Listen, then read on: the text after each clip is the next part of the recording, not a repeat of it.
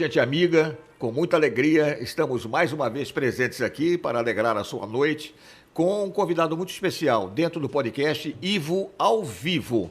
Eu sou até suspeito para falar dele, que eu tenho uma longa relação de amizade com o meu entrevistado de hoje. Mas a sua história de vida transcende a nossa amizade, que é uma história super diferente, mostra a sua garra, a sua determinação, que o levou até onde está nos dias de hoje. Eu sei muito da vida dele, não sei tudo, é claro, mas eu vou permitir que ele mesmo conte para você uma saga que é interessante, é vitoriosa e tem muita informação para vocês nesse podcast de Ivo ao Vivo. Com muita alegria, recebo no quinto programa dessa série, quinto podcast da série, o meu amigo Carlos Santos. Carlos, obrigado pela presença, hein, meu amigo? Obrigado, Ivo. Para mim é uma alegria estar aqui com você nesse bate-papo no podcast Ivo ao Vivo. Pois é. Meus cumprimentos. E olha, 5 dedos. Eu sou o quinto, né, a vir aqui. Exato, então fica marcado. Né? Não, porque claro. você diz assim, olha, a gente preenche a mão com os 5. Então eu sou o quinto. Estou preenchendo a primeira mão. Olha aí, já lembrou um negócio importante. Eu falei na abertura, Carlos, que eu conheço muito da sua vida, muito da sua história, até pela nossa relação, mas é claro que eu não sei tudo. Mas o pessoal do Ivo ao Vivo, sobretudo a turma mais jovem, deve ter uma curiosidade muito grande de conhecer um pouco da sua história, sobretudo do começo, né? Que o começo foi uma luta muito grande, desde a sua chegada a Belém, né? Iniciando lá praticamente como ambulante, para uma carreira que depois cresceu extraordinariamente. Então é importante esse início, que você conte da sua vida, desde a saída aqui do interior, perto de Belém, até a nossa cidade e seu início na parte comercial propriamente dito. Antes de mais nada, Ivo, eu quero saudar o público que nos acompanha, que ele acompanha, está junto aqui. Quero saudar a toda a equipe aqui, na pessoa do Léo, tá? Meus cumprimentos. Estou aqui acompanhado da minha esposa, Aline Santos, Perfeito. E do Leandro Monteiro, que me acompanha nesta vinda aqui para este encontro, esse bate-papo, esse podcast, né? Ivo, eu sou de Salvaterra, nascido na Ilha do Marajó, na então Vila de Salvaterra, município de Soure. Certo. Meu pai era um pequeno comerciante lá. O meu avô tinha feito uma carreira política, foi vereador, foi presidente da Câmara Municipal de Soure, representando a então Vila de Salvaterra, e criou o município de Salvaterra.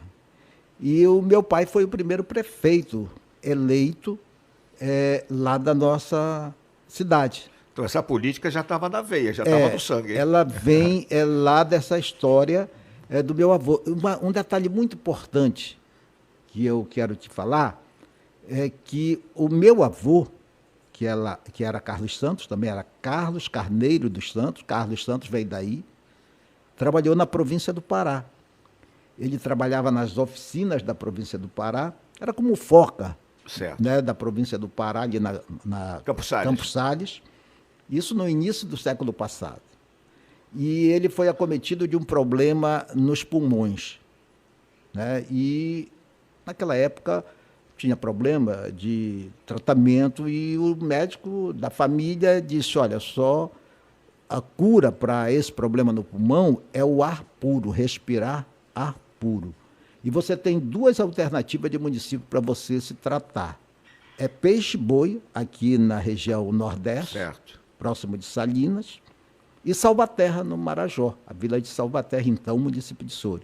E ele fez a opção de ir para Soure, muito jovem ainda, e lá conheceu a minha avó, Inês, e começou a família daí, de Salvaterra. Essa é uma pequena história que ninguém sabe. Não, mas é interessante ver o começo de tudo. O começo de tudo, porque na vida, Ivo, tudo tem um começo. Né? Tudo tem um ponto de partida. O nosso medo é o fim, né? É.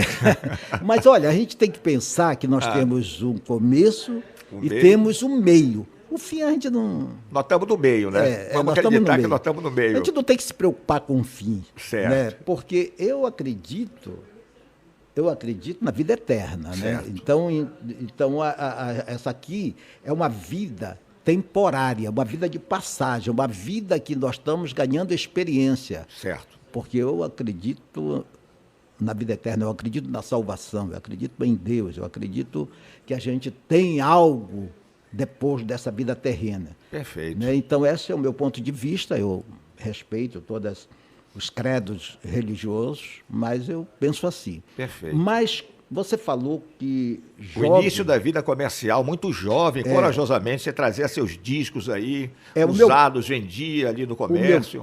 O meu pai me trouxe, desde garoto, para Belém, para passar o Círio de Nazaré. E me trouxe, em definitivo, em 1964, né, no final do ano. Nós estamos ao vivo também pelo Instagram Carlos Santos. Olha aí. Nós estamos ao vivo pelo Instagram Carlos Santos. Um abraço ao pessoal do Instagram Carlos Santos aqui. Continue conosco, que vai ter um papo muito bom até o final desse podcast. Carlos Santos Vencedor. Carlos Santos Vencedor. Carlos Santos Vencedor. Dentro do que você está falando, né, de luta, né, porque não existe vitória sem luta. Certo. Eu lembro que ainda lá em Salvaterra, eu vi muito garoto, definitivamente com 13 anos, trazido pelo meu pai, e eu tomei a iniciativa de procurar uma alternativa de fazer algum negócio, não ficar ocioso, porque eu estava naquela expectativa de começar a estudar. Eu estudei na Escola Industrial Salesiana, aqui na Pedreira, final da Pedro Miranda, início já da Sacramento, era a Escola Industrial Salesiana. Hoje é a Escola Salesiana do Trabalho.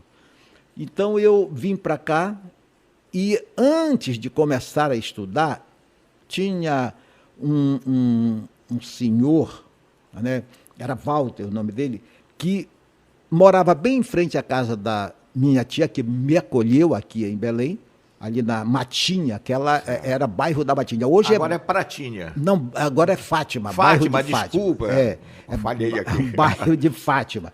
Era na Vila São José, Casa 7. E ele morava bem em frente à casa da minha tia. E ele gostava de empinar papagaio. Eu, aos 7 anos, lá em Salvaterra... Era campeão. Eu fazia papagaio, fazia pipa para vender para os meus colegas. Então, aos 7 anos, eu comecei... a ser comerciante a ser comerciante. Ver as oportunidades, as alternativas de ganhar algum dinheiro. Certo. Então, eu encerava a linha, eu comprava aquele rolo de linha, era linha 50, número 50. Era o cerol que chamava, né? Aí encerava, quebrava a lâmpada. Olha, hoje é proibido isso. Moía o vidro e encerava a linha. Então eu fazia o seguinte, presta bem atenção para Aquele você. rolo enorme, né? Eu pegava um tubo de linha número 50, fazia um bolo de papel bem grande para chamar a atenção e eu transformava de um novelo em 2 tubos de linha grande. Certo. Então, o papagaio não ia muito longe, porque eu dividia um, transformava em 2. Não tá certo. Então, o meu pai me dizia, e isso eu ouvi dele desde muito cedo, que a economia é a base da prosperidade. Sempre ouvi isso do papai. 2 coisas que ficaram muito gravadas na minha mente, desde garoto, eu ouvia do papai. A economia é a base da prosperidade. E outra frase que marcou muito, desde criança, era a seguinte: a humildade cabe em qualquer lugar. Essas 2 frases me marcaram muito meu pai, que já não está entre nós, nos deixou uma marca firmada dentro de mim e dos meus irmãos. Olha, eu vou dar um salto rapidamente aqui, mas eu vou continuar, porque a história do Carlos Santos está apenas começando. Eu ainda não consegui ouvir dele os primeiros passos aí vendendo em Belém até se tornar o grande lojista que se tornou. Porque o Carlos Santos já mostrava essa aptidão para o comércio pequeno lá na sua Salvaterra, mas ele acabou comerciante do ano aqui em Belém do Pará. Mas vamos voltar para a história e como começou a venda, que quando você chegou em Belém e começou a vender aqui para o público de Belém. Eu cheguei aos 13 anos, 13 para 14 anos, e eu então brincava papagaio com o Walter. O Walter, eu perguntei para ele: Walter, o que é que você faz? Aí disse: eu vendo disco lá no Ver o Peso, na Castilhos França, na Castilhos, em frente à Casa Chama, ali no mercado de carne. E eu disse para ele: eu posso lhe ajudar lá? Aí ele disse: pode, mas você tem que falar com a sua tia. E eu disse: vai falar com ela. É menor, né? Eu era menor de idade. Ele foi e ela perguntou: você fica responsável por ele. Certo. Porque você sabe, o Ver o Peso é o fio da navalha, né? Ali você aprende de tudo. No Ver o Peso, você aprende a ser esperto, né? Você sair das dificuldades, vencer os obstáculos. E eu fui e comecei a trabalhar por Walter, sábado e domingo, porque eu comecei a estudar. Eu estudava de segunda a sexta-feira e no sábado e domingo eu ia vender o disco lá para ajudar o Walter. Na verdade, ele me dava um trocado. Só que ele ficava parado lá esperando os clientes e aquilo me incomodava. Aquilo me incomodava porque não era toda hora que chegava cliente para comprar. Um dia eu cheguei e disse: Walter, me dá alguns discos que eu quero sair para vender. Aí ele perguntou: aonde você vai? Ainda com 7 anos, 8 anos? Não, já estava com 13. Ah, 13. Eu já estava aqui em Belém. Desculpa. 7 anos. Tem 7 anos era o tubo de cerol. Lá em Salvaterra. Era a linha 50 virava 2. 2. Tá certo. O tubo de linha, tubo número 2. 50, eu transformava em 2 tubos. Mas isso foi lá em Salvaterra.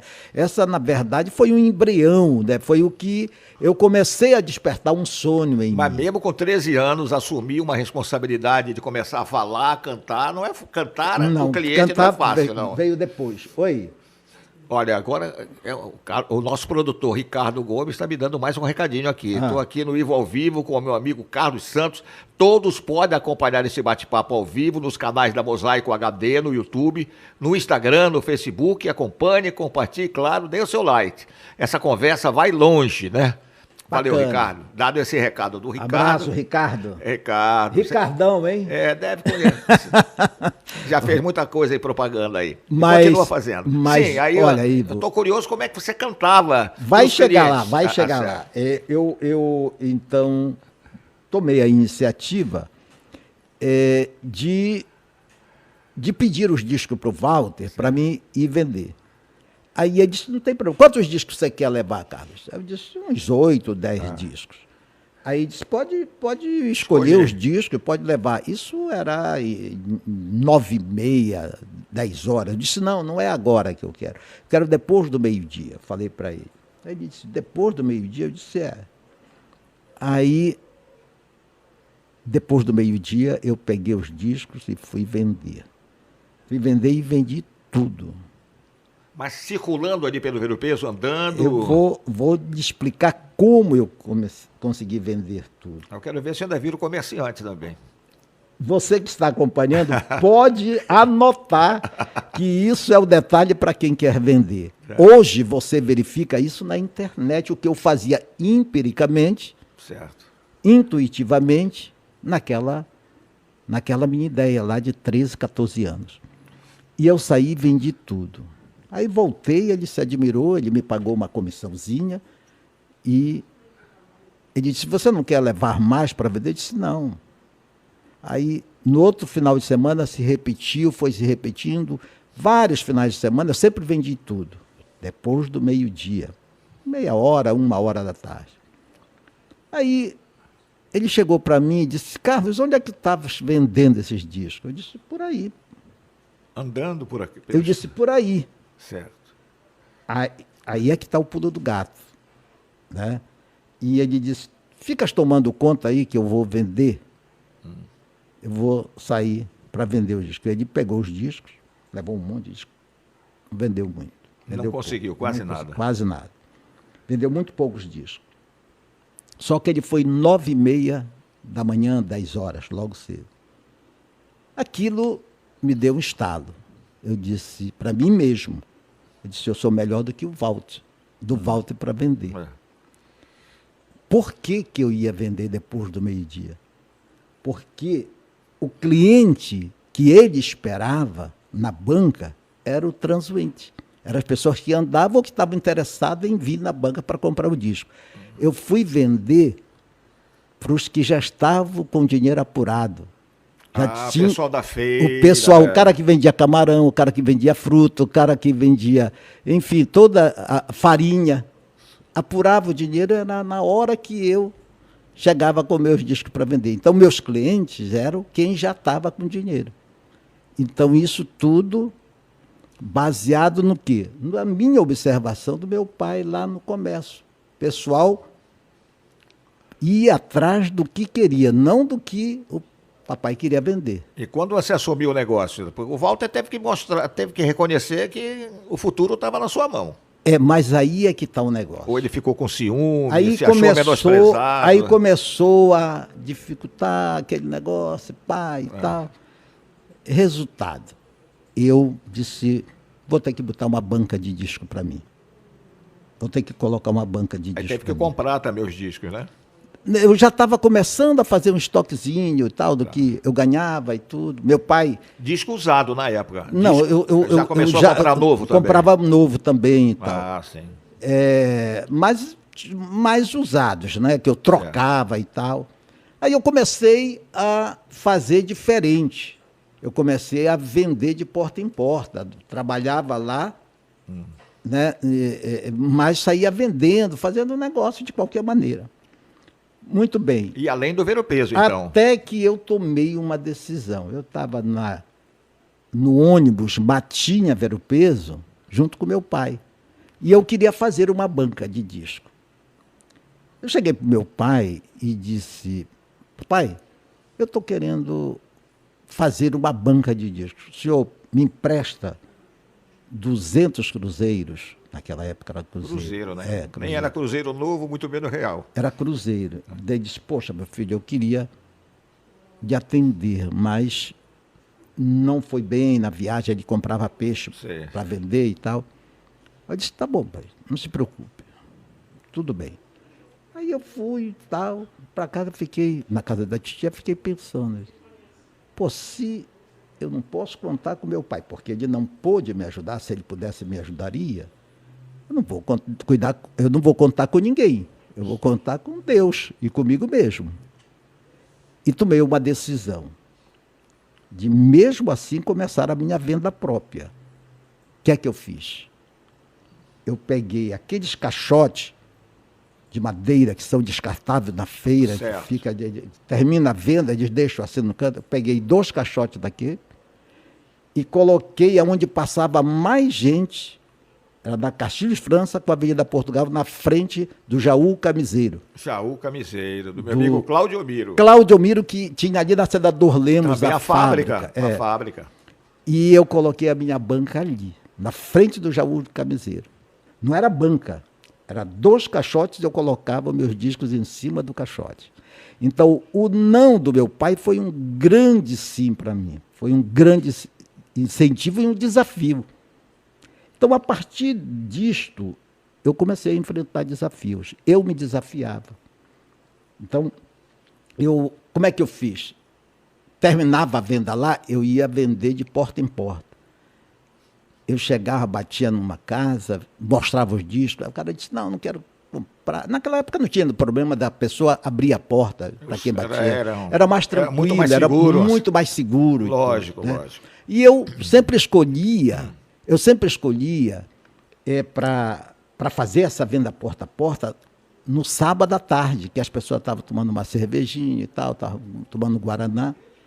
E quando a pessoa não queria comprar, eu fazia uma troca. O que é que eu fazia?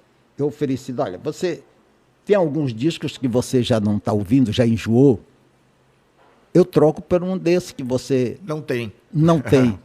Aí eu trocava por 3 ou 2 por 5. Aí, com isso, eu fazia o seguinte, eu trocava aqui, terminava, fazia negócio, eu batia no vizinho e já oferecia os discos que eu tinha da mesma maneira. Foi assim que eu fui aumentando o meu estoque. Ou seja, eu pegava aquele disco que eu fazia troca-troca e vendia na feira, logo de manhã. E no outro dia eu saía, ou na tarde mesmo, saía para vender. Depois desse início tal, sem dúvida alguma, onde foi necessária muita criatividade, sobretudo muito trabalho também, é lógico que veio um futuro brilhante, com você entrando como lojista com as lojas Avistão. Eu não sei se o nome Avistão foi o primeiro também. Eu vou falar para você o seguinte. Mas esse pulo é que eu quero ver, quando você saiu da rua e foi para dentro da sua loja começar um trabalho que foi muito dinâmico na época e conquistou a população de Belém. Tudo é um processo. Como eu falei, tudo tem um começo. E esse começo foi fundamental para eu ganhar experiência. E o Ver o Peso, sem dúvida alguma, foi uma universidade para mim, foi uma faculdade, foi onde eu aprendi a sair dessas situações. Certo. Né? Sair do obstáculo, porque tinha o Rapa, levava as mercadorias, eu tinha que pegar... Já tinha o Rapa na época, claro, não tinha? O Rapa era eterno. Eterno. Nunca vai deixar de existir. E já tinha o fiscal Maniva, que era o chefe dos fiscais e tudo. Muito bem. Então, até que eu me tornei um tipógrafo, eu aprendi a profissão de tipógrafo. Na Salesiana do No Trabalho. Salesiano do Trabalho. Eu, inclusive, trabalhava junto com o Paulo Rocha. Aprendi a profissão de tipógrafo junto com o Paulo Rocha, o senador hoje. E hoje é senador. Eu me acidentei, eu tenho a minha mão acidentada na máquina e quem me socorreu naquele momento foi o Paulo Rocha, porque nós estávamos no intervalo do almoço, nós dois ficávamos trabalhando. Todos os alunos iam brincar e tudo, jogar bola, e nós continuávamos trabalhando. E na hora, foi justamente no intervalo que eu sofri o acidente e o Paulo estava lá, do meu lado, me socorreu e me levou para o pronto-socorro da Sacramento. Isso foi em 67. Não, 66. Muito bem. Aí, eu aprendi a profissão de tipógrafo e me tornei operário gráfico. E o meu pai me inscreveu naquele sistema Cine do primeiro emprego. Que eu não sei se ainda é, mas era ali em São Brás. E eu fui chamado para o meu primeiro emprego. A minha carteira profissional é de menor. O meu primeiro emprego foi na gráfica H-Barra.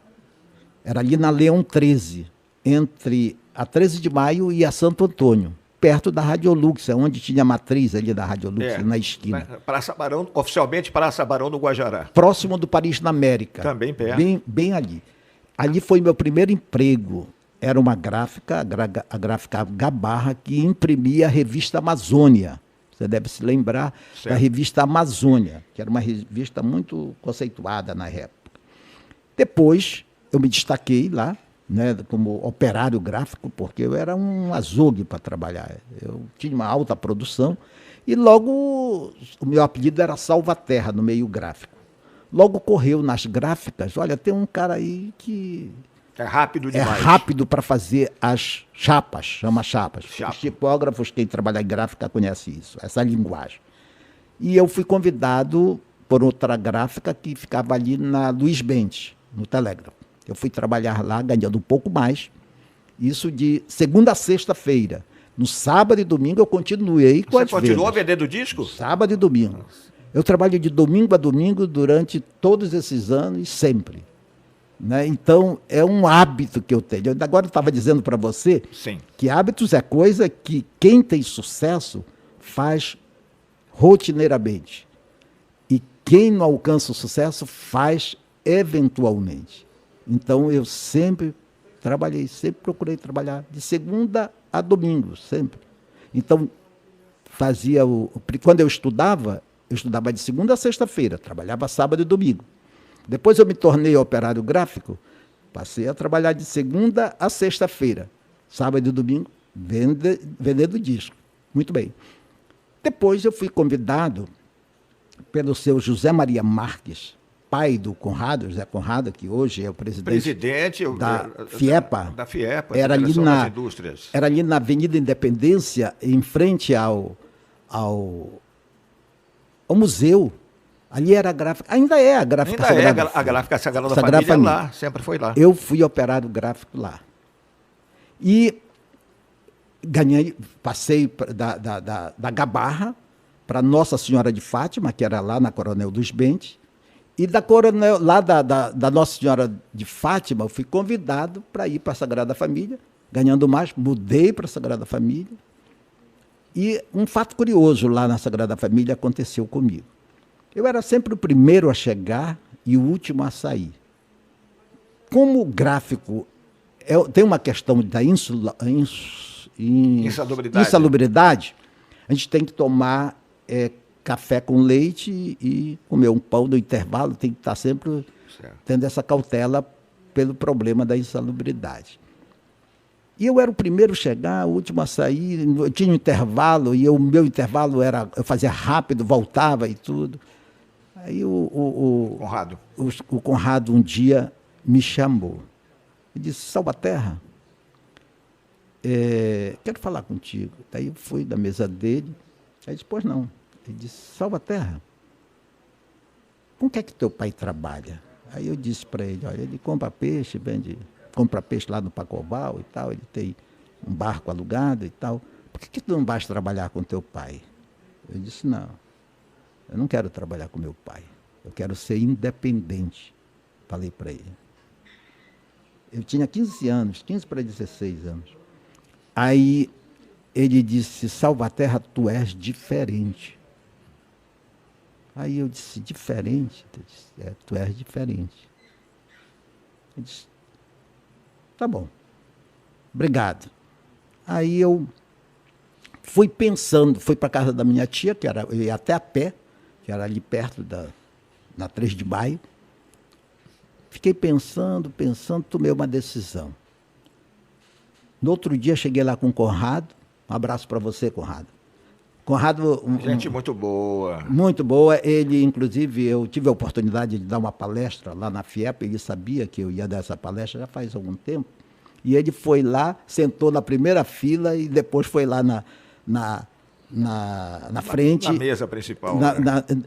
E fez esse comentário. Lembrou esse comentário do que aconteceu. No outro dia eu cheguei, Conrado, eu estou entregando o meu lugar aqui na gráfica. Você lembra do que você me falou, que eu sou diferente? Então eu vou fazer a diferença. Aí disse, vai trabalhar com teu pai? Eu disse, não, eu já falei para você que eu não quero trabalhar com meu pai. Eu quero ser independente. E eu vou ser independente.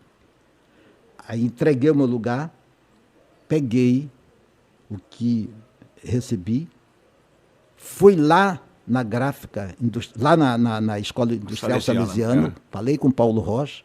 Eu disse, Paulo Rocha, eu quero fazer agora uma banca de disco, eu vou vender disco no comércio. Aí disse, olha, eu não posso fazer, porque aqui não é marcenaria, mas o Serrão, que é o chefe da cefaneira, daí me levou, olha, aqui eu Salvaterra e tal, e ajeitamos lá, eu já tinha mais ou menos como eu queria a banca, daí fiz a banca lá bem feita e tal. Aí eu fui escolher um local, foi lá na 15 de novembro, entre Campos Sales e Padre Eutíquio. Era o Banco Mercantil de São Paulo, que tinha se mudado. Tudo era banco ali naquela época. Tudo era né? banco. Tudo comercial do Pará, Exatamente. Moreira Gomes. E tinha uma loja lá que chamava Mercado do Povo, que vendia roupas que vinham daquela Aliança Ali para o Progresso. Os comerciantes árabes aqui, né? Tinha muitos árabes, realmente. Como é que chama aquele edifício que tem bem na esquina Onde era o Banco Nacional, na esquina. Me esqueço, não. A sede do Banco Nacional era no térreo. Exatamente. Aí tem um prédio que tem muitos escritórios. Hoje já mudou, muita gente já mudou por questão do trânsito e tudo. Mas ali eu coloquei a minha primeira banca de disco. E eu ganhei uma experiência muito grande ali. Deixei de ser operário e passei a ser oficialmente camelô, porque eu tinha uma banca de disco. Antes eu era um vendedor ambulante. Mas eu estou muito curioso saber quando você chegou a lojista, porque foi um salto muito grande. Foi um salto muito grande. As lojas começaram a crescer e você, antes de entrar no meio da comunicação, primeiro foi um comerciante que alcançou até o título de comerciante do ano. Olha, Ivo, a minha vida é permeada de obstáculos. E, fundamentalmente, de decisão. Eu acompanho o Tony Robbins, que, na minha opinião, é o maior palestrante do mundo hoje. Ele tem uma frase que define muito o que eu fiz na minha vida. Ele diz o seguinte: é nos momentos de decisão que o seu destino é traçado.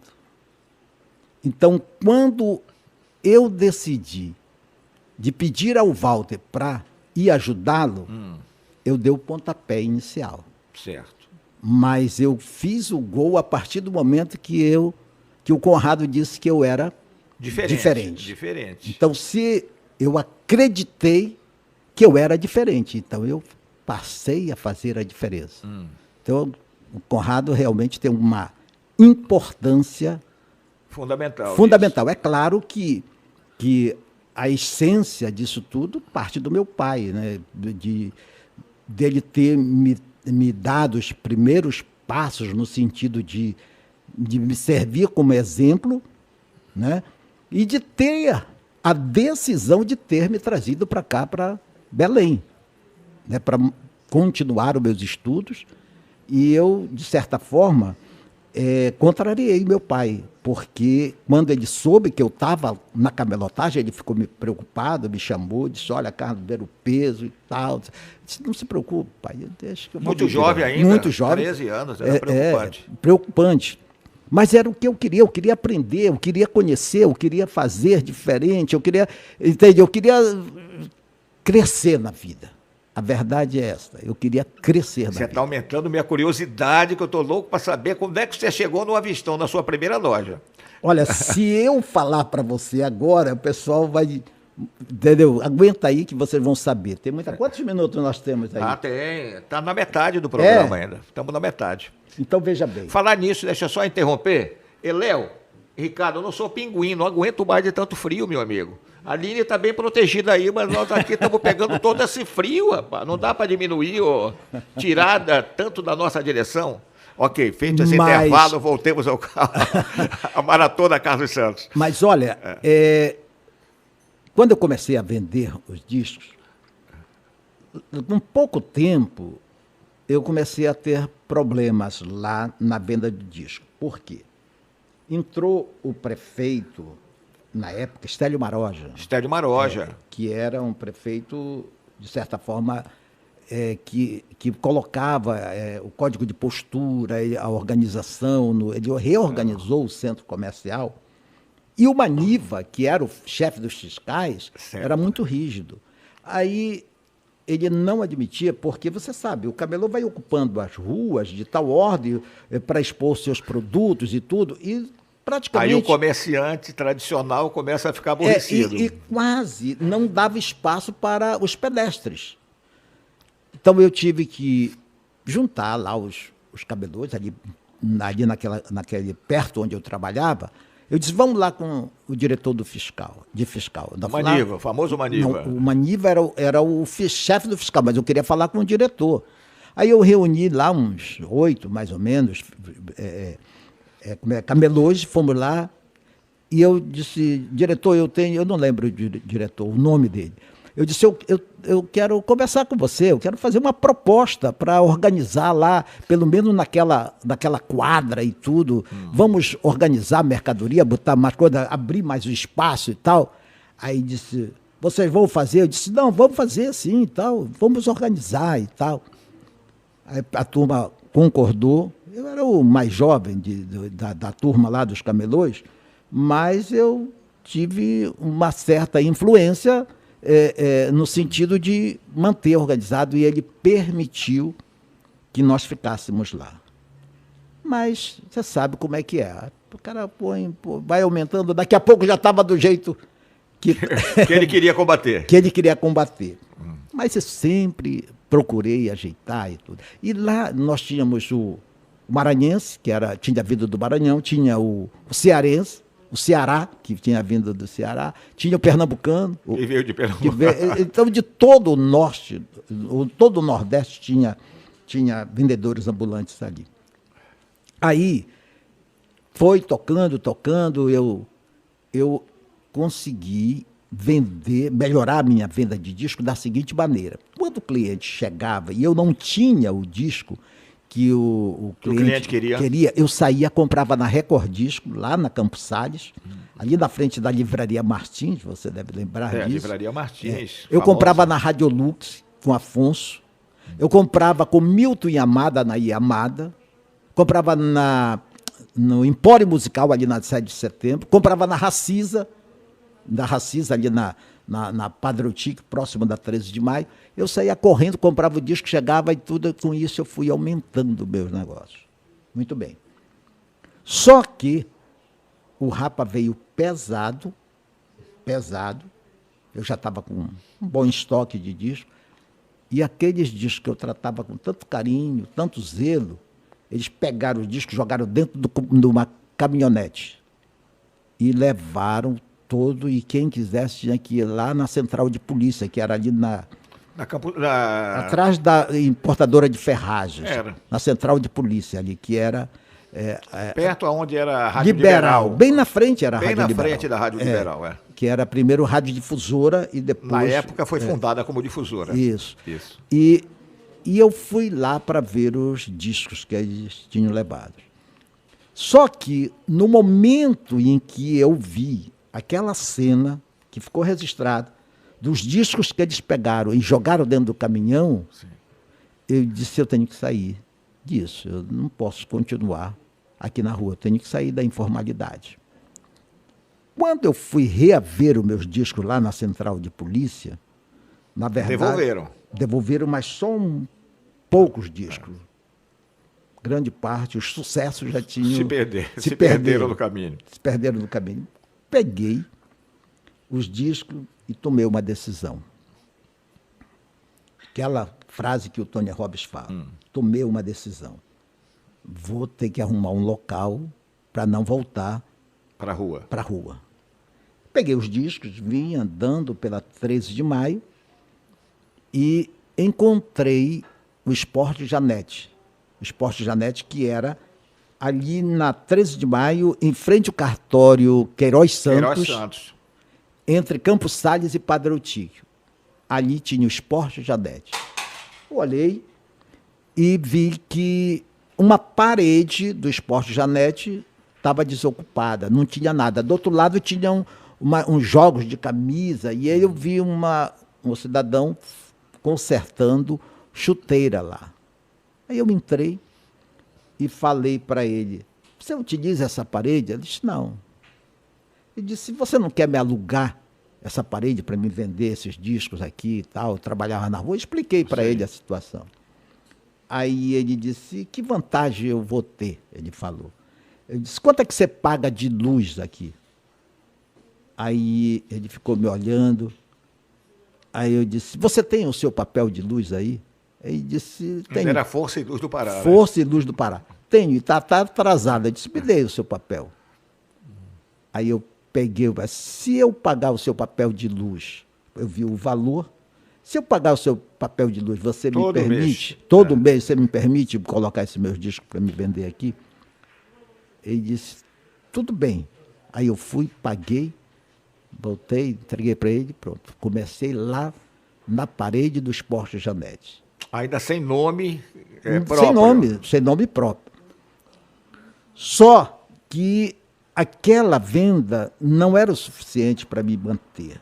Aí eu disse, pô, só tenho uma alternativa, voltar para a gráfica.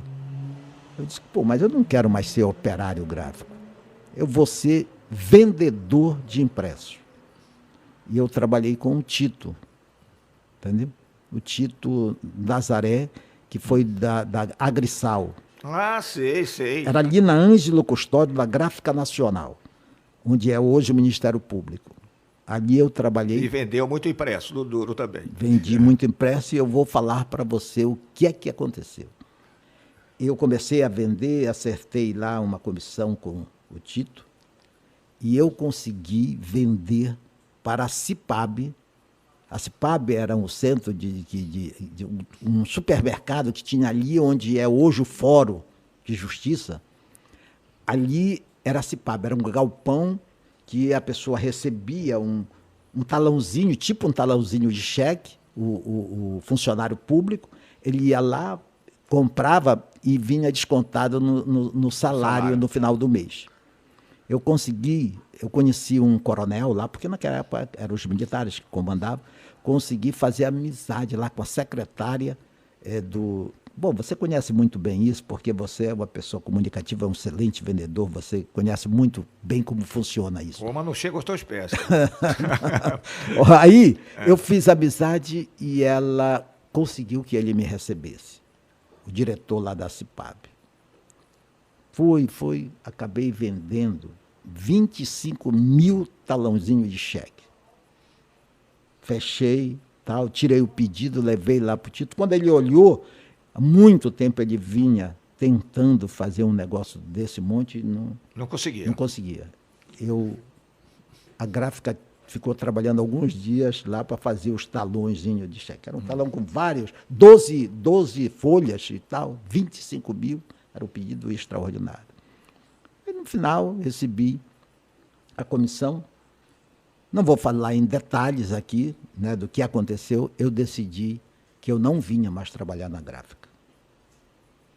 Até o pai do Dr. Tito, que era o Nilo, ele disse, não, te entende com o Tito e tal. Eu disse, não, quero ser amigo do Tito. Como eu sou amigo até hoje do Tito. Mas não comprou o Esporte Janete? Não. Aí o que é que eu fiz? Consegui, próximo do Esporte Janete, uma porta alugada do seu Castro, era um português que tinha uma farmácia, e eu vi que ele todo dia subia, ele morava no primeiro andar da loja lá, Farmácia do Povo. E eu conversei com ele para ele me alugar a entrada lá, e foi ali que começou a Discolux. A Discolux era o primeiro nome, né? É, o primeiro. Deixa eu fazer um corte que eu acho muito importante aqui, mostrando como era aquela época e o que aconteceu depois, porque eu estava presente, né? A vantagem de você estar tanto tempo no mundo da comunicação é que você está presente em todos os momentos. Por exemplo, ele nem vai lembrar agora, mas quando o Carlos Santos fez o seu primeiro programa na rádio, ele me convidou, eu fui um dos convidados.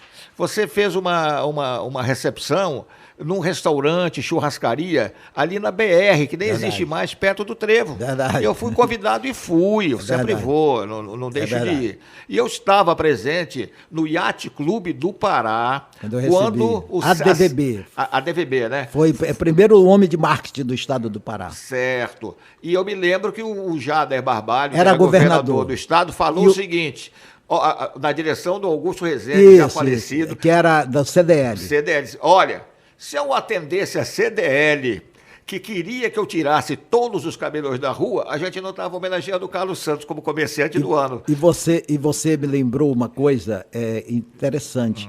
O Rômulo Maiorana, ele pouco ia em eventos, você sabe disso. E Pouco. ele estava presente neste evento. Exato. Eu fui... No Yacht Club, No que Yacht Club, ele tinha ajudado a construir. Era o e Comodoro, né? Eu Era não o sei Comodoro. se ele já era o Comodoro naquela época, mas ele estava presente a este evento. Você me lembrou realmente desse detalhe que o hoje senador Jader Barbalho, pai do nosso governador Exato. Helder Barbalho, falou exatamente Foi uma isso. tocada perfeita, né? Se eu atendesse o CDL do Augusto Rezende, que queria que eu tirasse os comerciantes da rua, já vou ver aí, Ricardo, nós não estaríamos homenageando o Carlos Santos. Mas deixa eu ver qual é o recado.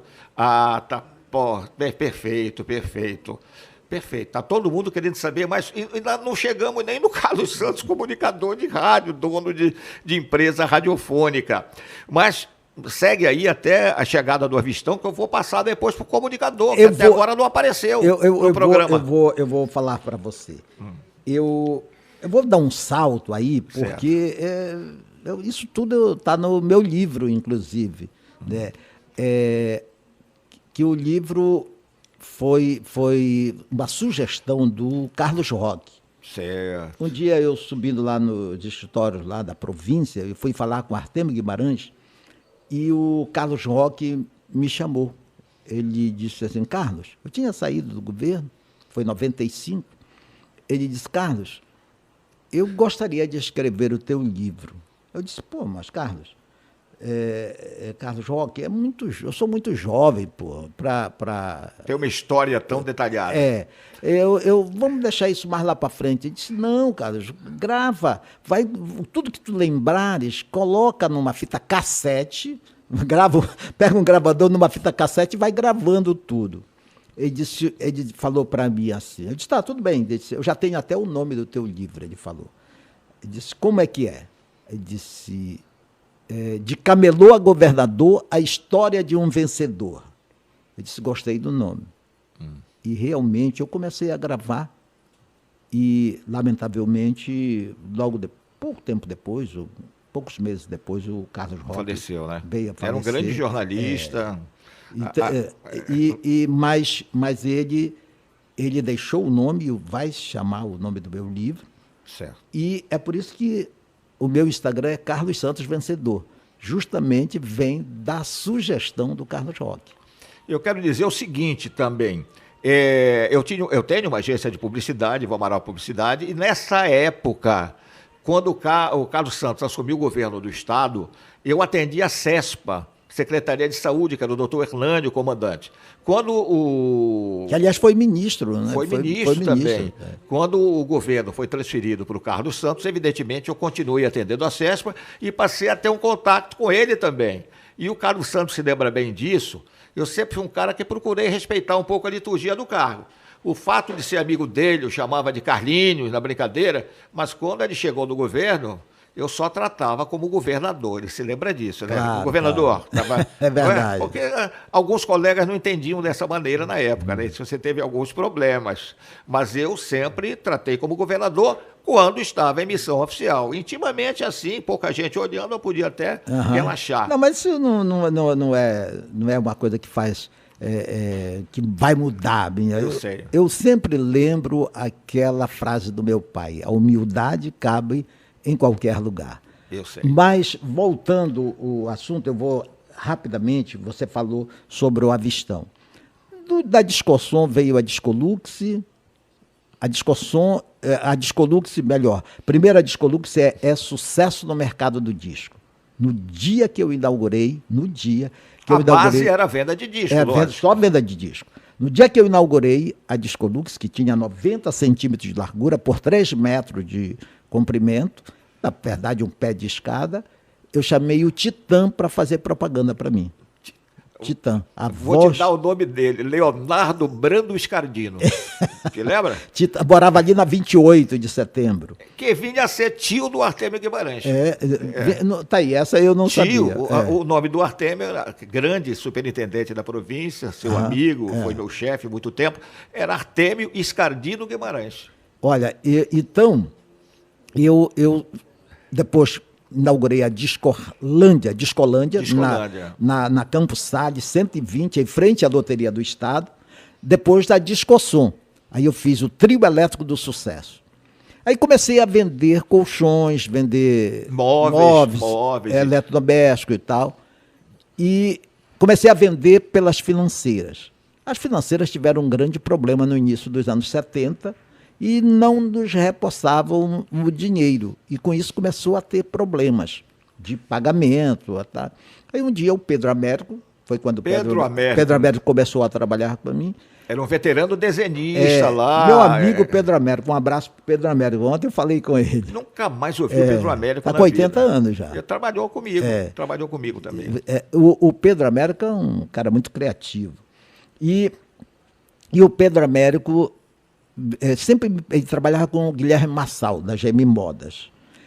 Ele me procurava para querer fazer anúncio. Eu disse, não, eu tenho a minha agência e tal. Eu dizia que eu mesmo tratava e tal.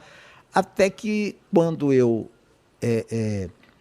botei a terceira loja de discussão, eu chamei ele começou a fazer a propaganda e tal, na Rádio Marajoara, no Almi Silva e pá e tal. E assim começou. O Pedro Américo fazia a propaganda do Trio Elétrico do Sucesso. Não tinha ainda a Vistão. Em razão dessa dificuldade, pelas financeiras não nos repassarem, eu comecei a ter problema de crédito, de atraso e tal. Eu chamei Pedro, temos que encontrar uma solução para conseguir dinheiro, temos que vender à vista. Aí o Pedro Américo, vamos fazer o seguinte, vamos fazer a promoção Discossom à Vistão. Discossom, promoção à Vistão. Aí começou. Mas o nome foi excelente, Discossom, promoção à Vistão. Era esta a primeira promoção com o nome à Vistão. Discossom, promoção à Vistão. E eu comecei a perceber, porque a gente começou a vender realmente à vista mais barato e tudo. Comecei a perceber que os clientes falavam, eu vou lá no Avistão. Não falava, mas o nome da loja era Discossom. Eu chamei o Pedro e falei, Pedro, o pessoal está dizendo que vai lá no Avistão. Vamos inverter, botar Avistão Discossom? Aí nós invertemos, colocamos Avistão Discossom, botamos o Avistão na frente. E foi daí um passo para tirar a Discossom e ficar só a Avistão. Discossom já virou um subproduto. Agora, deixa eu contar uma coisa para você que nunca falei na vida. Mas eu me lembro que eu batizei de brincadeira o Preço Carlos Santos. Você não sabe dessa história, porque eu nunca contei para ninguém. O que é o Preço Carlos Santos? Tudo terminava em 99. Você inventou essa história. A prestação era R$ 15,99. Tudo era... Era R$ 9,99. Nada era o dinheiro inteiro. Isso influenciava, parecia que o preço era mais barato, quando na realidade não era. Era uma diferença mínima. Era um chamativo, né? Mas, na verdade, eu te falo o seguinte, não fui eu que inventei. Eu copiei do MAP de São Paulo. São Paulo. Mas aqui em Belém... o MAP só tinha em São Paulo, né? Que foi um grande coisa. Eu me lembro do MAP. Eu entrava no MAP, quando eu ia para São Paulo, eu entrava no MAP, que era uma loja muito popular em São Paulo e grande, ali na Praça Azevedo, né? Bem em frente ao Teatro Municipal. E Ramos de Azevedo, a Praça Ramos de Azevedo. Aí eu ficava... tudo final 9, eu digo, vou fazer isso em Belém. Daí 15,99, 8,99. Eu copiei. Eu batizei aqui de Preço Carlos Santos, você nem sabe dessa história. Tá? Eu fico feliz, mas eu quero dar crédito ao MAP que eu copiei do MAP. Tá bom. Eu quero dizer também o seguinte para você. Aliás, Ivo, copiar o que é bom... Não é demérito, não é demérito, é uma virtude até. Você, o que se chama hoje modelar, né? Você modelar quem é sucesso é uma questão de inteligência. É só lembrar o nosso velho guru Chacrinha, né? Nada se cria nesta vida, tudo se copia. Tudo não se é? copia. E se você copia bem, não é crime nenhum. Eu acho que a originalidade prevalece, mas a sequência do trabalho é bem feito, né? O importante é você até se inspirar naquele que você admira, naquilo que você gosta, mas você criar a sua identidade, porque ninguém ninguém, eu não posso ser igual a você e você nunca será igual a mim, certo. porque Deus nos fez únicos, só existe um Ivo Amaral e só existe um Carlos Santos. Olha, a história do Carlos Santos é tão grande, vocês já perceberam, né? A gente teria que fazer 3 programas para ele contar tudo da sua vida. Mas eu vou de novo fazer um atalho para registrar uma coisa interessante que ainda não chegamos nela, que é o mundo discográfico, Carlos Santos cantor. Eu me lembro, e agora já falando direto para ele, que nos anos 70, por aí, eu ia muito a São Paulo, porque naquele tempo a gente gravava os comerciais de televisão em filme. Ainda não tinha o recurso de gravar em videotape. Tinha um grande amigo na época chamado Sebastião Souza Lima Produções Cinematográficas, e de 2 em 2 meses, no máximo, eu estava em São Paulo, passava uma semana acompanhando filmagem lá, e eu, cinemaníaco como sou, tinha um mundo de cinemas na Avenida São João. Eu ia a todos. E descendo a Avenida São João de ponta a ponta... Próximo da Ipiranga. Não havia uma loja pequena de disco que não tivesse o disco do Carlos Santos na capa, na parede. Realmente foi uma época extraordinária. Tempo do Quero Você, Todinha Pra Mim e outros sucessos. Né? Isso é uma fase da minha vida e eu vou te falar como é que começou essa história da minha ligação... Do Carlos Santos cantor. Da minha ligação com a música. O meu pai, lá no interior, em Salvaterra, tinha os Sonoros Carioca. E ele vinha para cá, para Belém, comprava os sucessos do momento, como Noite do Estrada, e levava para lá, e tocava, e eu tinha que arear aquelas agulhas que passava na lixa para trocar e tal, para ter um som melhor. Era os 78 rotações, 78 era aquele rotações. Negócio de quebrar, não era vinil, como era o nome daquilo? Não sei. Carnaúba, eu acho, alguma coisa Caiu assim. no chão, quebrou. Então, aquele era pesado, aquilo era pesado. Então, dali veio a minha identificação com a música. Quando cheguei aqui em Belém, aos 13 anos, eu comecei... nos finais de semana, depois, minha ligação com o disco e tal.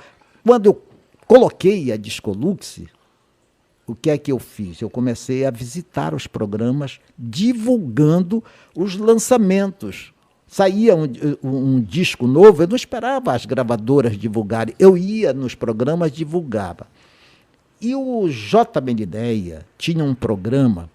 Na Rádio Clube. Na Rádio Clube, que era ali na Presidente Vargas, no Palácio do Rádio, segundo andar. Ele tinha um programa que ele apresentava juntamente com o que foi do Tribunal de Contas do Estado, Lauro Sabá. Lauro Sabá. Ele tinha um programa que chamava A Voz Municipalista. E logo depois do programa A Voz Municipalista, as ondas da Rádio Clube se dividiam. Ficava a onda média só para a capital e tudo, e a onda tropical que só para o interior. Forte, abrangia todo o interior do estado. Então tinha um programa comandado pelo J. Menideia, chamado Boa Noite Pará. Aí eu toda noite ia lá na Rádio Clube, no Boa Noite Pará, divulgar os discos. Aí o J. Menideia me perguntava, eu falava e tudo, ia também o Wilson Kawage. O Wilson Kawage ia, e começamos aí. Um comerciante também, né? Ele gostava desse contato com rádio e tudo. E eu comecei a falar na Rádio Clube exatamente no Boa Noite Pará. Um dia, o J. Menideia chegou para mim e disse, olha, Carlos, tenho uma notícia não agradável para você. O Lauro Penalber, que era o diretor da Rádio Clube... Lorival Penalber. Lorival Penalber. Disse que você não pode falar porque você não é radialista, não tem carteira de radialista. Naquele tempo havia uma certa exigência, né? Sim, tinha que ter. Você não pode falar porque o sindicato vem cobrar da Rádio Clube e tal. Eu disse, não te preocupa não, mas eu posso continuar vindo aqui, mesmo que eu não fale? Ele disse, pode. Então eu continuei indo para lá toda noite, porque eu queria observar ele apresentando o programa. Né? Eu queria observar, e fiquei observando. Então aquilo me deu uma vontade louca de ter o meu programa. O Eloy Santos fazia muito sucesso na Rádio Marajoara, de 3 às 6 horas da tarde. 3 às 6 e depois voltava às 9. Com a volta do Boêmio. Com a volta do Hora e a Vez do Boêmio. Hora e a vez do Boêmio. E o Eloy Santos fazia um sucesso, sabe? Você lembra disso? De 3 às 6 horas da tarde. E o Bené, que era o operador, né? Deixa eu fazer só Faça. registrar Mercedes Levi, o Sandoval, que fala encontro emocionante desses gigantes da comunicação do Pará. Gostava do programa Carlos Santos na TV e as promoções das lojas dele, o Avistão, olha. Obrigado. Como é o nome dela? Mercedes. Um A abraço. Mercedes Levi e o Sandoval Levi. Valeu. Um abraço para você, Obrigado. Mercedes. E Levi e o... É o Sandoval e a Sandoval. Mercedes. é o Sandoval. casal. Um abraço para vocês. Um abraço para vocês. Muito bem. Então, eu tomei uma decisão de colocar o meu programa. Eu fui procurar o Walter Gonçalves, que era diretor Caguajará. da Guajará, ali na Gaspaviana. Tempo da Dona Conceição da Dona Mata de Conceição. Castro. Cheguei para o Walter e disse, Walter, eu quero fazer um programa aqui, eu quero comprar um horário aqui na Rádio Guajará. Aí ele me disse, olha, cara, tem que falar com a Dona Conceição. E ele me levou a Dona Conceição. Aí a Dona Conceição disse, mas você tem que ser à vista. Eu disse, não tem problema, eu pago à vista. Mas você tem que pagar pelo menos 2 meses. O certo seria 3 meses. Certo. Adiantado. Eu disse, eu pago os 3 meses. Foi assim que eu comecei.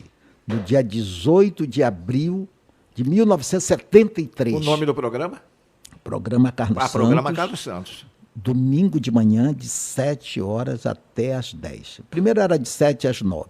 Depois eu aumentei até às 10. Mas eu comecei o programa e eu fiz uns cartazes, que naquela época a gente podia pregar os cartazes nos postes. Né? Agora está proibido, mas até pouco tempo atrás valia. Eu pregava, daí eu coloquei Carlos Pequeno e Santos Grande. Ah, sim. O pessoal olhava, do Aloy Santos, eu botei assim, Carlos Santos na Rádio Guajará, domingo de manhã, de 7 às 9. Aí o cara olhava assim, pensava que era o Aloy Santos. Eu fiz isso para chamar a atenção. E eu comecei fazendo a minha audiência. Depois de um ano, eu comecei em 73 na Guajará, e depois o Walter assumiu a Rádio Liberal, ali na Gaspaviana. Né? E o Walter me convidou para ir. Até pela uma conversa do Pedro Alberto com o Walter Guimarães, e eu mudei da Rádio Guajará para a Rádio Liberal, em 75. Depois eu já mudei lá da Gaspaviana, quando a Liberal foi para Nazaré, eu mudei para Nazaré. Passou um período, o Paulo Ronaldo, que comandava lá a parte de programas e tudo, carnaval, eu fazia a reportagem de carnaval na rua, lá para a Rádio Liberal com o Paulo Ronaldo. Que beleza. Agora, de novo, eu vou ter que dar um salto aqui, porque a carreira do Carlos Santos é muito movimentada e dessa iniciativa de fazer um programa dele, o programa Carlos Santos, ele acabou se tornando dono da Rádio Marajoara. Eu quero dizer agora, diante do Carlos Santos e diante de você, que eu tenho um profundo amor pela Rádio Marajoara. Eu comecei na Rádio Marajoara com 15 anos de idade. Aos 19 anos, eu assumi a chefia do Departamento de Esportes e fiquei na Rádio Marajoara praticamente há 20 anos. Eu saí um pouco antes do Carlos Santos assumir a rádio, que ele comprou do deputado Manuel Ribeiro. No tempo do Manuel Ribeiro, ainda permaneci na rádio, mas depois eu resolvi abandonar a emissora e o Carlos Santos chegou pouco depois numa emissora que era um padrão, chegou a ser um padrão na época, num rádio impensável de se fazer no dia de hoje. Era impossível. Verdade. Só vou lembrar para você, porque vivi essa época gloriosa, e me recordo muito dela, a Rádio Marajoara tinha uma orquestra com 15 figuras, inclusive Pinduca no trompete lá. Eu ia lá no auditório. No auditório da Marajoara, ali na Avenida Nazaré, né, que era uma coisa espetacular, e eu vivenciei isso tudo.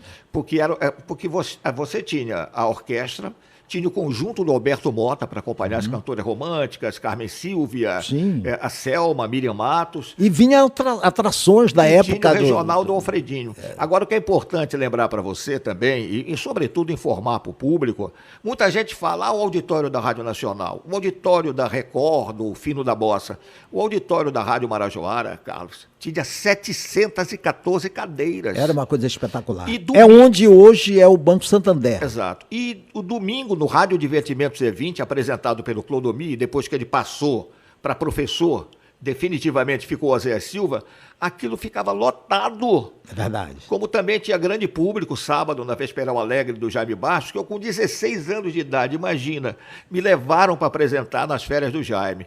Então era uma emissora fascinante, você chegou a dono dela, né? Como é que foi essa compra? Como é que chegou a acontecer a sua entrada como empresário realmente, não mais apenas um arrendatário de programas? Eu vou te explicar. Eu estava na Liberal e o Costa Filho era quem intermediava o meu contrato na Rádio Liberal. Certo.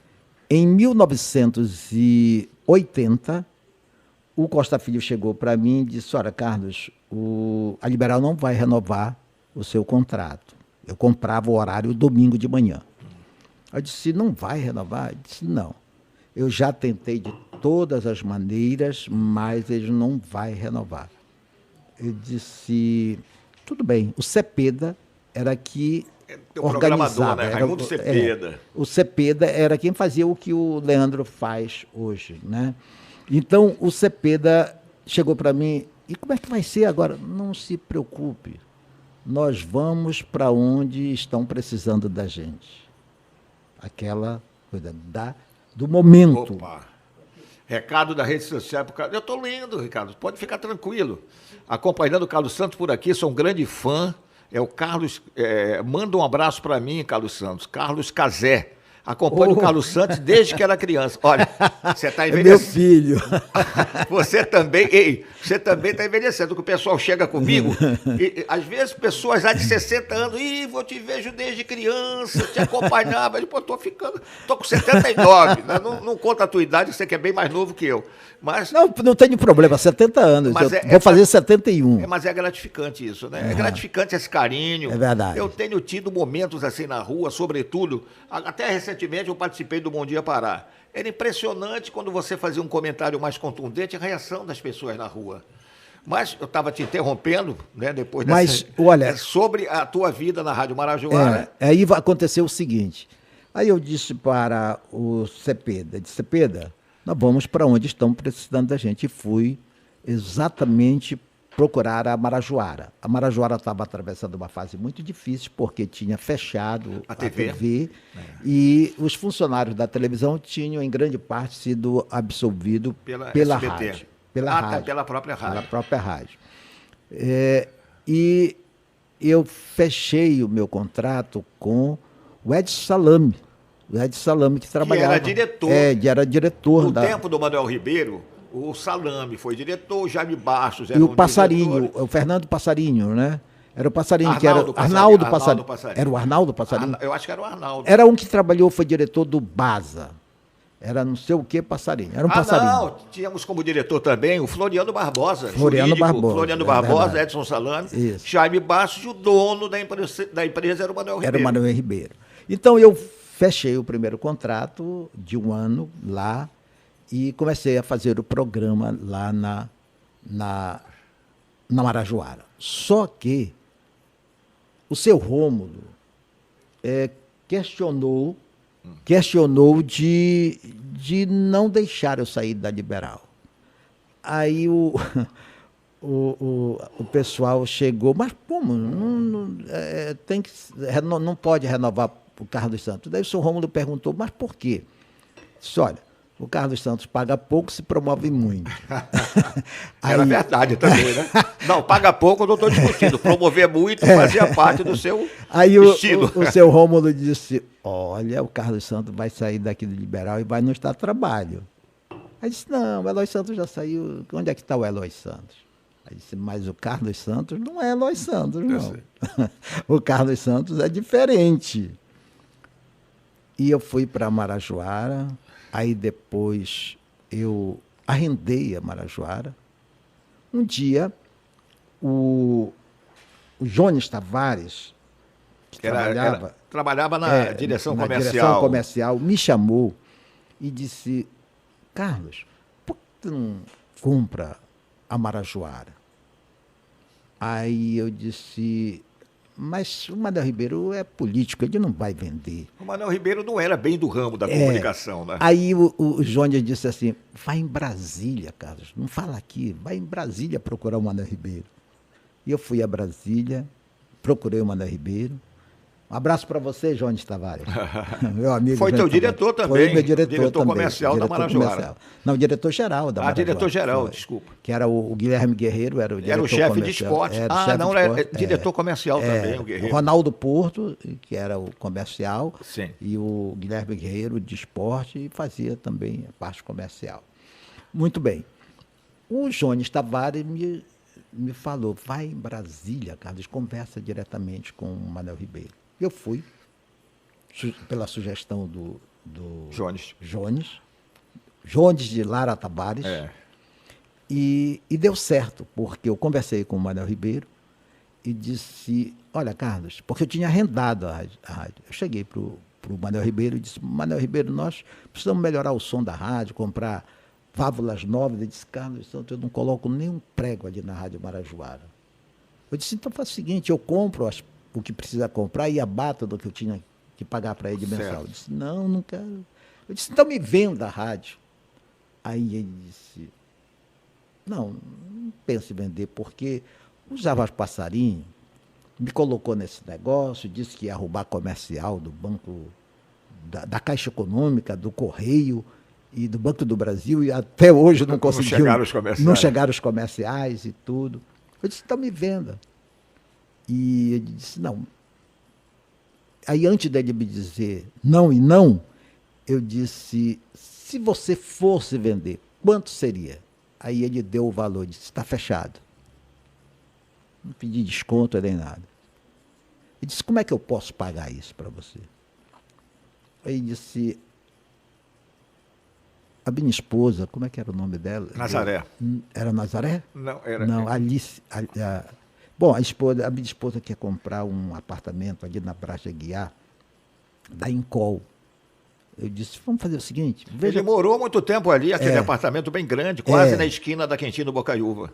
Eu nunca fui na casa dele, eu não sei exatamente, mas eu sei que eu disse, você veja quanto é o apartamento, eu compro e o restante você me facilita.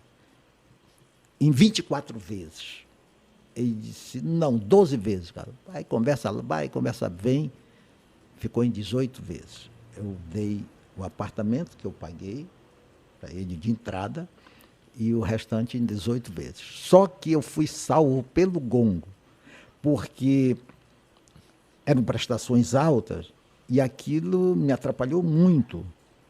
Veio aquela tablita que ia diminuindo a cada mês e ia baixando. Sei. E as prestações foram diminuindo. Ficando bem pequenininhas. Ficaram bem pequenas. Começou uma prestação bastante robusta, mas terminou uma prestação pequena. E foi um bom negócio, não foi? Excelente negócio. Foi um bom negócio. E você continua com a rádio até hoje? Continuo com a rádio até hoje. Vai passar agora de AM para FM. E já teve muita proposta para vender. Nesse caminho teve, sobretudo de igrejas, não foi? Mas você resistiu.